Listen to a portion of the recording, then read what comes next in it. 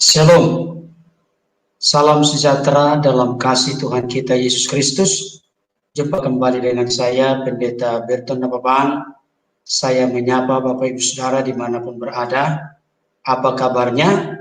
Saya tetap berharap dan berdoa masing-masing kita dikaruniakan Tuhan kekuatan, kesehatan, panjang umur. Jangan lupa tetap semangat, bersukacita, dan bersyukur kepada Tuhan, karena Tuhan begitu baik dalam hidup kita. Dia tidak pernah meninggalkan kita bahkan sedetik pun. Dia tetap setia, menolong, menyertai, memberkati hidup kita. Baik Bapak Ibu Saudara, pada kesempatan ini dan beberapa kesempatan ke depan, saya akan membawakan topik yang baru, tetapi tetap praktis dan sederhana, bersentuhan atau berkaitan langsung dengan kehidupan kita hari lepas hari, yaitu kunci mengalami mujizat Tuhan. Saya akan bertitik tolak dari kebenaran firman Tuhan yang tertulis di 2 Raja-Raja 4 ayat 1 sampai ayat yang ke-7. Demikian bunyinya, minyak seorang janda. Salah seorang dari istri-istri para nabi mengadukan halnya kepada Elisa sambil berseru, "Hambamu suamiku sudah mati, dan engkau ini tahu bahwa hambamu itu takut akan Tuhan. Tetapi sekarang penagih hutang sudah datang untuk mengambil kedua orang anakku menjadi budaknya." Jawab Elisa kepadanya, "Apakah yang dapat kuperbuat bagimu? Beritahukanlah kepadaku. Hambamu ini tidak punya sesuatu apapun di rumah kecuali sebuah buli-buli berisi minyak." Lalu berkatalah Elisa, "Pergilah, mintalah bejana-bejana dari luar daripada segala tetanggamu, bejana-bejana kosong, tetapi jangan terlalu sedikit. Kemudian masuklah, tutuplah pintu sesudah engkau dan anak-anakmu masuk, lalu tuanglah minyak itu ke dalam segala bejana. Mana yang penuh, angkatlah. Pergilah perempuan itu daripadanya, ditutupnya lah pintu sesudah ia dan anak-anaknya masuk, dan anak-anaknya mendekatkan bejana-bejana kepadanya, sedang ia terus menuang. Ketika bejana-bejana itu sudah penuh, berkatalah perempuan itu kepada anaknya, dekatkanlah kepadaku sebuah bejana lagi. Tetapi jawabnya kepada ibunya, tidak ada lagi bejana. Lalu berhentilah minyak itu mengalir. Kemudian pergilah perempuan itu memberitahukannya kepada abdi Allah, dan orang ini berkata, "Pergilah, juallah minyak itu, bayarlah hutangmu, dan hiduplah dari lebihnya engkau serta anak-anakmu." Bapak Ibu Saudara yang dikasihi oleh Tuhan, tentu yang berbahagia adalah setiap kita yang mendengar firman Tuhan dan yang memelihara dalam hidup kita hari lepas hari. Di dalam bacaan ini sangat jelas terlihat ternyata ada seorang janda dan orang tua tunggal, di mana dikatakan di dalam bacaan ini, saudaraku, dia seorang yang hidup sangat susah, hidup miskin. Padahal jelas terlihat di dalam bacaan ini dikatakan bahwa suaminya adalah seorang yang takut akan Tuhan. Suaminya adalah seorang nabi Tuhan. Bapak Ibu Saudara, ini yang menjungkirbalikkan konsep teologi kemakmuran. Ada pengajaran yang muncul belakangan ini, bahkan sudah dari sekian tahun sebelumnya sebetulnya, yang menegaskan setiap orang yang percaya kepada Tuhan, menerima Yesus sebagai Tuhan dan Juru Selamat, pastilah diberkati dengan berlimpah. Kalau tidak, berarti ada yang menjadi masalah. Bisa oleh karena terjadi kutuk, bisa oleh karena tidak punya iman, dan lain sebagainya. Tapi saya mau mengatakan itu adalah konsep yang benar-benar salah, keliru, dan menyesatkan. Kenapa? Di sini jelas terlihat bahwa ada keluarga Nabi di mana hidupnya takut akan Tuhan, keluarga ini takut akan Tuhan, memang suaminya telah meninggal, telah wafat, saudaraku, dan keluarga ini ditinggal oleh sang nabi itu dalam keadaan miskin, dalam keadaan susah, dalam keadaan sulit. Jadi kalau ada orang yang menyampaikan kepada Bapak Ibu Saudara, setiap orang yang percaya kepada Tuhan pasti berlimpah ruah secara materi, secara uang, harta atau kekayaan. Itu konsep yang tidak alkitabiah. Itu salah. Saya mau mengatakan kita tidak masuk terjebak kepada teologi kemakmuran, teologi kemiskinan. Bukan. Tapi kita masuk kepada satu prinsip ketangguhan. Tangguh dalam kemiskinan, tangguh dalam kesusahan, tangguh dalam kesulitan, dan saya kasih tahu saudara, kita juga tangguh di dalam kemuliaan, dalam kemakmuran, dalam keberkatan, kesuksesan, keberhasilan. Ini menjadi prinsip kita. Tetapi saya mau kasih tahu saudaraku, ada seorang hamba Tuhan berkata, J. Hudson Taylor, kesulitan-kesulitan, kesukaran-kesukaran, masalah, persoalan yang begitu berat dan besar dalam hidup kita adalah pentas pertunjukan di mana Allah akan mempertontonkan mujizat dan kuasanya dalam hidup kita. Artinya saudaraku, apa yang kita alami saat ini ketika kita berharap kepada Tuhan, ketika kita mengandalkan Tuhan, ketika kita sungguh-sungguh memandang kepada Tuhan, masalah yang kita hadapi adalah jalan atau sarana pentas pertunjukan di mana Allah akan menyatakan mujizatnya. Bukankah Allah Jehovah Jireh, Allah yang menyediakan? Bukankah Allah Jehovah Rafa, Allah yang menyembuhkan? Bukankah Allah yang selalu peduli dalam segenap hidup kita? Sekarang begini Bapak Ibu Saudara, kunci mengalami mujizat Tuhan saya temukan di dalam bacaan ini, dan kita pelajari bagian yang pertama pada kesempatan ini. Datanglah ke alamat yang tepat. Saya ulangi sekali lagi. Datanglah ke alamat yang tepat. Alamat yang tepat ini menjadi kunci yang sangat fundamental, fondasi yang harus kita bangun dalam hidup kita. Dikatakan dalam bacaan ini, salah seorang dari istri-istri para nabi mengadukan halnya kepada Elisa sambil berseru, hambamu suamiku sudah mati, dan engkau ini tahu bahwa hambamu itu takut akan Tuhan. Tetapi sekarang penagih hutang sudah datang untuk mengambil kedua orang anakku menjadi budaknya. Saudaraku, kondisi keadaan pergumulan persoalan yang dihadapi oleh seorang janda ini, seorang ibu ini sangatlah berat dan besar. Secara pikiran manusia mustahil teratasi, mustahil ada jalan keluar, mustahil ada solusi. Tetapi saya mau kasih tahu, di dalam Tuhan selalu ada jalan keluar. Di dalam Tuhan tidak ada kamus jalan buntu. Yang penting di sini perlu menjadi sorotan perhatian kita secara serius.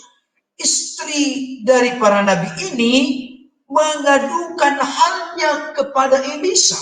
Tentu kita tahu bahwa Elisa adalah seorang nabi Tuhan, penyambung lidah Tuhan yang menyampaikan pesan-pesan Tuhan kepada bangsa Israel di zamannya, termasuk juga kepada janda ini, ibu ini secara khusus. Dan yang terjadi adalah ibu ini tidak pergi melacur ke tempat yang lain, tapi dia datang mengadukan persoalannya, keluh kesah persoalannya kepada Tuhan melalui Nabi Elisa. Nabi Elisa adalah wakil Tuhan dalam konteks ini. Dia datang kepada alamat yang tepat. Dia tidak datang ke tempat lain. Saya perlu mengingatkan hal ini kepada Bapak Ibu Saudara, barangkali dalam kondisi keadaan yang panik sekarang ini, dalam kondisi keadaan yang mengalami kesulitan saat ini, jangan sampai kita mencoba mengandalkan manusia. Kenapa saudaraku? Firman Tuhan dalam Yeremia 17 ayat yang kelima berkata, terkutuklah bentuklah orang yang mengandalkan manusia, yang menaruh harapannya kepada manusia, dan yang hatinya menjauh dari Tuhan. Tetapi ayat yang ke-7 berkata, diberkatilah orang yang mengandalkan Tuhan, yang menaruh harapannya pada Tuhan, yang hatinya melekat kepada Tuhan. Bapak Ibu Saudara yang dikasihi oleh Tuhan, saya mau mengingatkan kepada kita saat ini, yang perlu dibenahi dari diri kita adalah bagaimana kita mengatasi pergumulan persoalan kehidupan kita, dan akhirnya kita bisa melihat, menikmati, mengalami mujizat Tuhan, kuasa Tuhan, pertolongan Tuhan dalam hidup kita, dalam situasi, kondisi, keadaan yang sangat genting sekalipun. Terlebih khusus dalam konteks saat ini, pandemi virus corona atau COVID-19, kita tidak tahu kapan badai ini akan berlalu. Tapi saya mau mengingatkan kepada kita, saya dorong dan saya arahkan kita semua untuk sungguh-sungguh datang melekat kepada Tuhan. Datanglah ke alamat yang tepat, yang dapat diandalkan, yang dapat dipercaya, karena kita tahu Tuhan kita, Tuhan yang sanggup menolong kita, mampu menolong kita, suka dan senang menolong kita.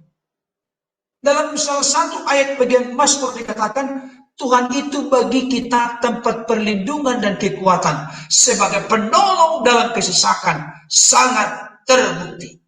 Amin, saudaraku. Mari kita datang kepada yang sudah terbukti. Jangan yang belum terbukti, jangan yang hanya tinggal janji. Tuhan berjanji, Tuhan punya kuasa menepati janji. Manusia sering berjanji, tapi sering juga melanggar janji oleh karena kekurangan, kelemahan, dan keterbatasannya. Bapak Ibu Saudara, ada satu kisah di dalam Alkitab, seorang raja yang bernama Asa. Dia sedang berada dalam kesulitan yang besar karena diperhadapkan dengan adanya serangan dari bangsa-bangsa lain di sekitarnya. Apa yang dia lakukan? Raja Asa, saudaraku, justru pergi kepada Ben-Hadad, kepada Raja Kafir, untuk meminta dukungan, meminta pertolongan. Dan akhirnya apa yang terjadi? Saya akan membacakan untuk kita dulu sebagai referensi yang mengingatkan, menyadarkan kita. Jangan sampai kita mengandalkan manusia, kita akan kecewa. Dikatakan demikian. 2 Tawarik 16 ayat 7 sampai 9. Pada waktu itu datanglah Hanani pelihat itu kepada Asa Raja Yehuda. Katanya kepadanya, karena engkau bersandar kepada Raja Aram dan tidak bersandar kepada Tuhan Allahmu, oleh karena itu terluputlah tentara Raja Aram dari tanganmu.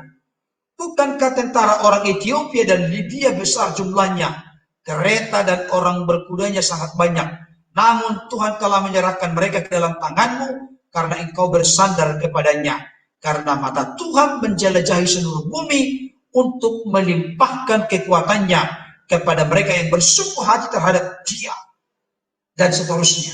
Saudaraku dikasih oleh Tuhan, apa yang terjadi dengan Raja Asa, Raja Yehuda ini? Dia jadi tidak bisa mengalahkan musuh oleh karena dia mengandalkan manusia.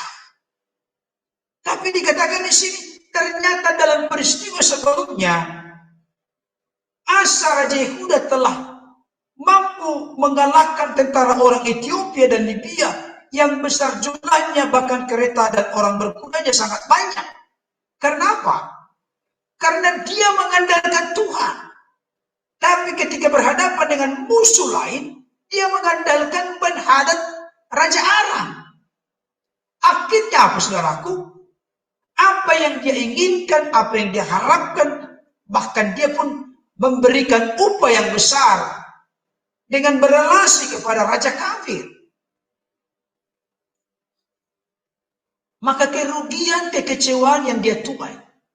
Itu sebabnya pada kesempatan ini, saya mengingatkan kita jangan mengandalkan manusia. Sungguh-sungguh bersandar kepada Tuhan. Tidak akan pernah dikecewakan dan dipermalukan oleh Tuhan. Bukankah firman Tuhan berkata, tetapi orang yang berharap kepada Tuhan tidak akan pernah dikecewakan dan dipermalukan oleh Tuhan. Yang harus kita lakukan adalah kita datang kepada Tuhan. Kita meminta kepada Tuhan. Kita memohon kepada Tuhan. kita berseru dan berteriak kepada Tuhan. Karena Tuhanlah sumber pertolongan bagi kita. Pemazmur berkata, aku melayangkan mataku ke gunung-gunung. Dari manakah datangnya pertolonganku? Pertolonganku ialah dari Tuhan yang menjadikan langit, bumi, laut beserta segala isinya. Saudaraku yang dikasihi Tuhan, yang perlu diingatkan kepada kita saat ini dalam menghadapi masa-masa sukar, masa-masa sulit saat ini, bukan mengambil langkah frustrasi, kecewa, patah arang, kalah dan menyerah. Tidak, tapi mari datanglah ke alamat yang tepat, yang dapat diandalkan, yang dapat dipercaya, Allah yang Esa-Ni, Allah yang Maha Kuasa. Amin, saudaraku. Janda ini datang mengadukan halnya kepada Tuhan. Dan konteks saat itu yang menjadi alat Tuhan adalah Nabi Elisa. Dia tidak datang ke tempat yang lain. Ini menunjukkan dia datang ke alamat yang tepat. Ini menunjukkan dia datang betul-betul sungguh-sungguh nyata datang mengandalkan Tuhan dalam hidupnya. Saudaraku, saya mau mengingatkan kepada kita sekaligus memotivasi dan mendorong kita. Jangan kembangkan persungut-sungutan, perbantahan, ngedumel, marah-marah, dan seterusnya dalam situasi kondisi yang sedang kita hadapi. Justru yang kita kembangkan adalah di tengah-tengah ada kekhawatiran, ada pergumulan, ada kondisi keadaan yang sukar dan sulit yang sedang kita hadapi. Marilah kita nyatakan kepada Allah permohonan dengan penuh ucapan syukur. Amin, saudara. Itu yang perlu kita lakukan dalam kehidupan kita. Supaya kita bisa melihat, menikmati karya Allah yang besar dalam hidup kita. Pesan penting di dalam bagian yang pertama ini. Mari saudaraku, kita kompak, sepakat, sehati, bulatkan tekad. Ketika kita rindu mau mengalami mujizat Tuhan, perbuatan yang luar biasa dari Tuhan, marilah kita datang ke alamat yang tepat. Andalkanlah Tuhan, taruhlah harapan yang penuh kepada Tuhan, sebab Dia tidak pernah mengecewakan, mempermalukan kita.